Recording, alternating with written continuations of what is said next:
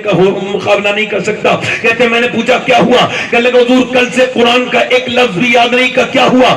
کل میں ایک لڑکی کے پیچھا کرنے لگا, اس پہ بری نظر ڈال کے اس کے پیچھے چل رہا تھا. جب میں اس کے پیچھے چل رہا تھا اس نے مجھے پلٹ کے دیکھا اور پلٹ کے دیکھنے کے بعد کہا کہ تجھ کو شرم نہیں آتی, تو مسلمان ہو کے حافظ قرآن ہو کے میرا پیچھا کر رہا ہے. کہتے حضور یہ لفظ پورے ہوئے بھی نہیں تھے کہ میرے سینے میں اچانک گھبراہٹ پیدا ہوئی اور اس وقت سے لے کے اب تک میں قرآن پڑھنا چاہتا ہوں مگر ایک بھی آیت یاد نہیں ہے. میرے سینے سے پورا قرآن نکل گیا. حضور میرے لیے دعا کر دے, ابھی تو میرا رب ناراض ہوا ہے, صرف قرآن بھولا ہوں, کہیں ایسا نہ ہو میرے دل سے ایمان میں نکل جائے. حضور یہ کہہ کر کے وہ رویا اور زاروں قطار دہاڑے مار مار کے رونے لگا.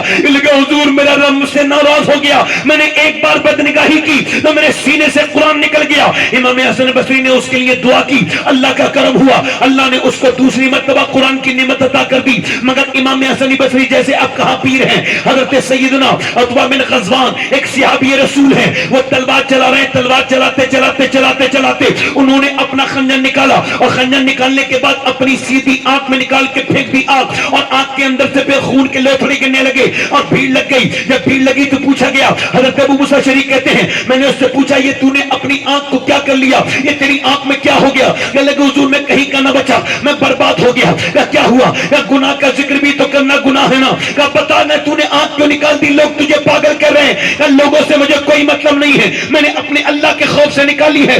کیا مطلب؟ اللہ کے رسول نے فرمایا جو بدنگاہی کرے گا اس کی آنکھ میں جہنم کی آگ ڈالی جائے گی, جہنم کی کیلیں ٹھوکی جائیں گی, اور میں تو ایک کیڑا بھی برداشت نہیں کر سکتا. میرے نبی سچے ہیں, نبی کا فرمان سچا ہے. میں اس وجہ سے پریشان تھا کہ میری ابھی ایک لڑکی پہ نظر پڑ گئی, میں نے بدنگاہی کر لی, مجھے حضور کی حدیث یاد آئی, میں نے اپنی آنکھ نکال کے پھینک دی. میری ایک آنکھ مجھے جہنم میں لے جانے کا سبب نہ بنے, میں نے اپنی آنکھ نکال کے پھینک دی. حضور اب میرے لیے بتائیں کیا اللہ مجھے معاف کر دے گا؟ ابو موسیٰ شریف کہتے ہیں اس کی ایک آنکھ سے آنسو اور ایک آنکھ سے اس کی گرتے تھے, اس کی ایک آنکھ سے آنسو اور ایک آنکھ سے خون نکل رہا تھا. وہ مجھ سے کہتا تھا, میں نے کہا اللہ تجھے ہی معاف نہیں کرے گا جو تیری اس بات کو سن کر کے اللہ سے توبہ کرے گا, اللہ اس کو بھی معاف کرے گا. یہ تو توبہ ہی نہیں کرام اور صحابہ اکرام کا معاملہ ہے کہ ذرا سی بدنگاہی ہو جاتی ہے تو گھبرا جاتے ہیں. مگر ان نوجوانوں سے پوچھتا ہوں جنہیں روز جی بی اپڈیٹ ہوتا ہے, جنہیں جیو کا جی بی ملتا ہے, جنہیں ایئرٹیل کا جی بی ملتا ہے,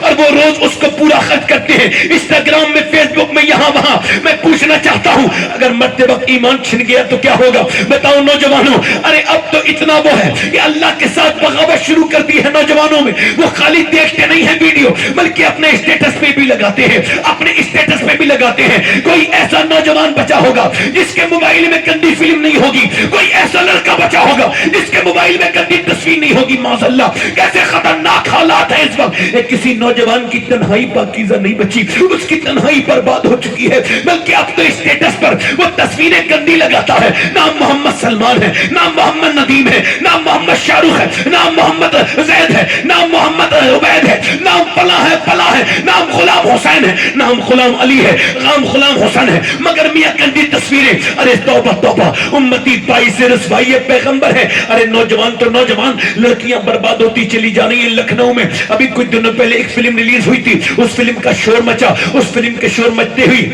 اس کو دیکھنے کے لیے بڑی تعداد میں بھیڑ جانے لگی. جب بھیڑ جاتی رہی اسے ایک لڑکی وہاں سے نکل رہی تھی تھیٹر کے اندر سے, وہ برقع اوڑے ہوئی تھی. سب سے پہلے رپورٹر نے اس کے آگے اپنا مائک لگایا اور پوچھا تیرا نام کیا ہے؟ کہنے لگی زرین فاطمہ. کیا فلم دیکھنے آئی ہے؟ کہاں, کون سی فلم دیکھی؟ کہ فلاں فلم دیکھی. کیا دیکھا؟ اس فلم میں یہ دیکھا وہ دیکھا, گندی تصویروں کا. کہنے لگی میں نے ڈانس دیکھا, ناچ دیکھا. معاذ اللہ اگر میں اس کے قریب ہوتا تو اس کے پاؤں پکڑ لیتا. میں کہتا میری بیٹی زام فاطمہ کا رکھ کے, نام سیدہ کا رکھ کے گندے تھیٹر کے باہر کھڑی ہے, تجھ کو شرم نہیں آ رہی ہے؟ برقع اوڑھ کے اسلام کو برباد کرنے آئی ہے, اسلام کو بدنام کرنے آئی ہے. میری بیٹی میری بہن, مسلمانوں سوچو تو جب مسلمان لڑکیاں غیر مسلموں کی موٹر سائیکلوں پہ گھومنے لگے تب بھی مسلمان قوم کوئی ایکشن نہ لے. کیسی برباد ہوتی چلی جا رہی ہے یہ قوم. مسلمان لڑکے بربادی کی طرف جا رہے ہیں, ان کی تنہائیاں برباد ہیں. ارے تم سے اور مجھ سے اچھے تو پہلے زمانے کے فقیر تھے کہ جمع مسجد پر ایک آدمی بھیک مانگ رہا تھا, بھکاری مسلمان. انگریز ادھر اندر گیا, اس نے جب دیکھا بھیک مانگ رہا ہے, اس نے اسے کچھ پیسے دے دیے. جب اس نے اسے پیسے دے دیے تو اس کا بٹوا گر گیا. جب اس کا بٹوا گرا, وہ 3 مہینے کے بعد واپس آیا اور 3 مہینے تک حفاظت سے رکھا مسلمان فقیر نے. اس نے اپنا بٹوا دیکھا تو اس میں سارے پیسے تھے. سارے پیسے دیکھنے کے بعد انگریز کہنے لگا یہ آپ کا بٹوا ہے؟ انگریز سے ہاں جی میرا بٹوا ہے. مگر کیا تو فقیر نہیں ہے؟ کہاں ہوں. کیا تو بھکاری نہیں ہے؟ ہاں ہوں. کہا پھر یہ تو نے پیسے خرچ کی نہیں کیے؟ کہا لیکن میں بھکاری تو ہوں مگر بے غیرت نہیں ہوں.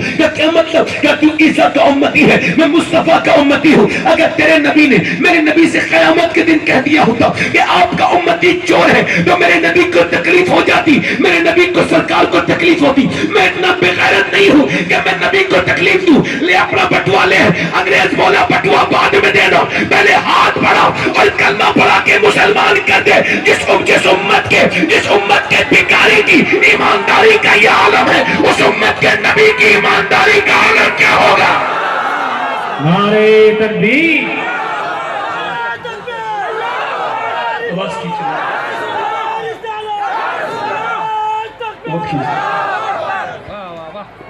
مسلمان لڑکے برباد ہوتے چلے جا رہے ہیں, ایسے برباد ہوتے چلے جا رہے ہیں. ماذ اللہ کیا بیان کروں اور کیا بیان کرنا چھوڑ دوں. مسلمان ناچتے ہیں, گاتے ہیں اور ڈی جے پہ تھرکتے ہیں. ماذ اللہ جس قوم نے کل تک دنیا کو اپنی اشاروں پہ نچایا تھا, آج وہ میاں فلمی سانگ پر ناچ رہی ہے.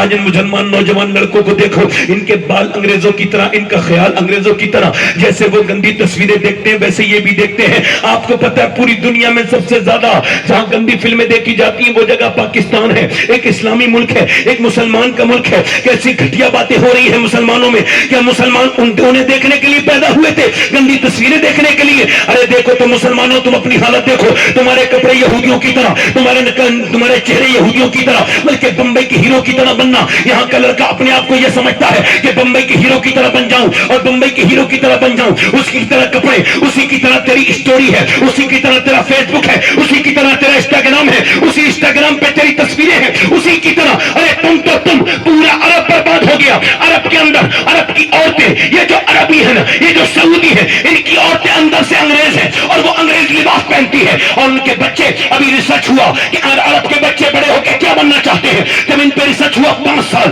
تو انہیں بتایا گیا کہ کیا بننا چاہتے ہیں, تو انہوں نے بتایا ہم بڑے ہو کے کرسٹیانو رونالڈو بننا چاہتے ہیں. 80% بچے انہوں نے کہا رونالڈو بننا چاہتے ہیں. تو سعودیوں نے رونالڈو کو خریدا اور رونالڈو کو خریدنے کے بعد کہا ہمارے بچوں کو بناؤ فٹ بالر. اب وہ رونالڈو فٹ بالر بنا رہا ہے. سعودیہ میں مکے کے بچوں کو, مدینے کے بچوں کو, ریاض کے بچوں کو, یا کوئی مسلمان کے پاس ایسا انسان نہیں تھا کہ سعودیوں نے اپنی کتابوں میں پڑھواتے اور کہتے اس کی طرح کیا بنتے, اس کی طرح بنو. کوئی ایسا انسان نہیں تھا جسے نظام میں شامل کرواتے. یہ سعودی بالکل تھا. ارے اے ہندوستان کے نوجوانوں, اے بمبئی کی نقل کرنے والے ہیرو کی, کیا تیرے پاس کوئی ہیرا نہیں تھا؟ بالکل تھا.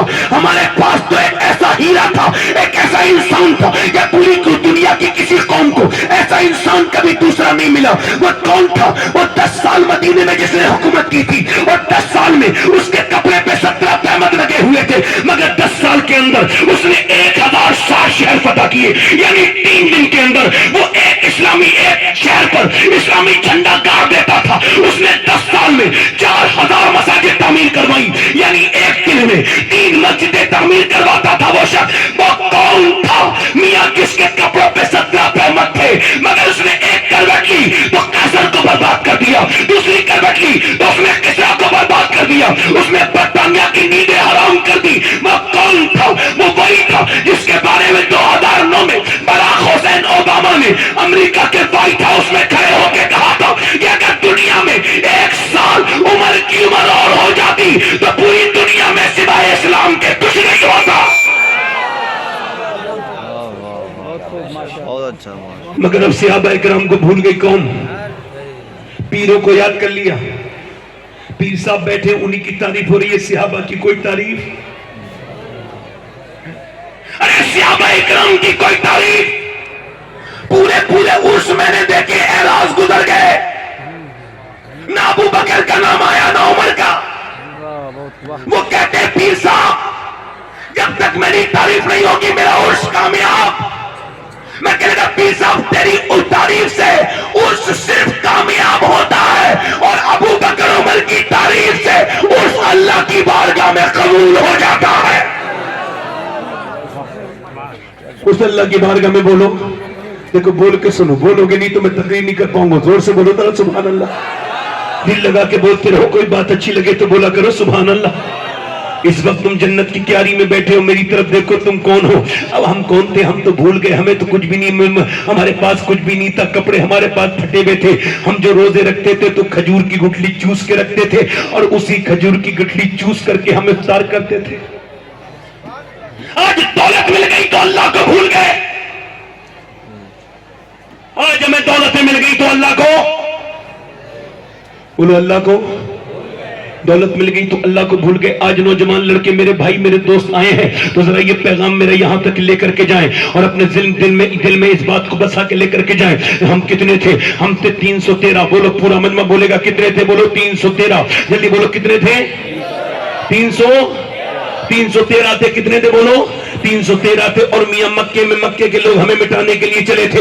1000 لوگ مکے سے نکلے ہیں، اور مدینے کی عورتیں، میری بیٹیاں سنیں، مدینے کی عورتوں نے اپنے زیور، اپنے ہار، اپنے کنگن اتار کے دے دیے دے دیے جو ہے وہ کفار مکہ کو، اور کہا ابو جہل لو یہ ہمارا مال لے جاؤ اور آمنہ کے لال کے دین کو برباد کر دو۔ جب مکے کی عورتیں اپنا مال دے رہی تھی، مدینے کی عورتیں آتی ہیں، رسول اللہ ہم تو غریب ہیں، ہمارے پاس مال نہیں ہے، مگر 18 سال کا لال موجود ہے، حضور اسے لے جائیے اور دین کو بچا لیجئے۔ دیکھو یہاں بیٹھنا پڑے گا، اگر کچھ لوگ وہاں سے آگے یہاں بیٹھ جائیں تو بڑا اچھا لگے گا۔ ہے کچھ مسلمان ایسے جو یہاں بیٹھنے کے لیے